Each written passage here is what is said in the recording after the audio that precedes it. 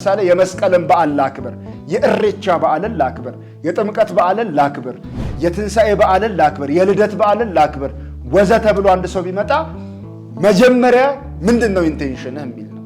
ሐሳብህ እንዴት መጣልህ? ሐሳብ በምን ሐሳብ መጣልህ? እንዴት ሊመጣልህ ቻለ? ውሳኔው ሐሳቡ ምን ይመስላል?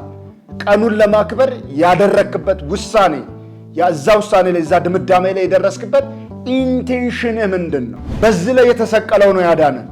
ይሄ አይደለም እኮ ያዳነን፣ በዚህ ላይ የተሰቀለው ነው ያዳነን።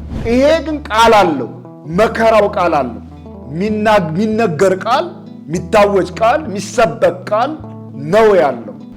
ስለዚህ አንድ ሰው የመስቀል በዓል ላክብር ቢል ሐሳቡ ምንድነው? አንዳንዱ ሰው ሰንበት የተለየች የእግዚአብሔር ቀን ናት፣ በቃ ቅዳሜን ማለት ነው የተለየ ቀን ነው ምናምን ብሎ ያንን ቀን እንደተለየ ቀን ይቆጥረዋል። አንዳንዱ ደግሞ ምንም አይነት ቀን የለም፣ በቃ ሰንበታችንም ራሱ ክርስቶስ ነው፣ በክርስቶስ አርፈናል፣ ምንም አይነት ነገር የለም ብሎ የሚያስብ ሊኖር ይችላል። ውሳኔ የለብህ። አሁን ሌላውን ሰው ተወው፣ እንደሚያደርግ ኃጢአተኛ ነው፣ እንደሚያደርግ ኩነኔ ነው፣ እንደዚህ የሚያደርግ ልክ ነው አይደለም የሚለውን ከማየት በፊት መጀመሪያ ያንተ ሐሳብ ምንድን ነው?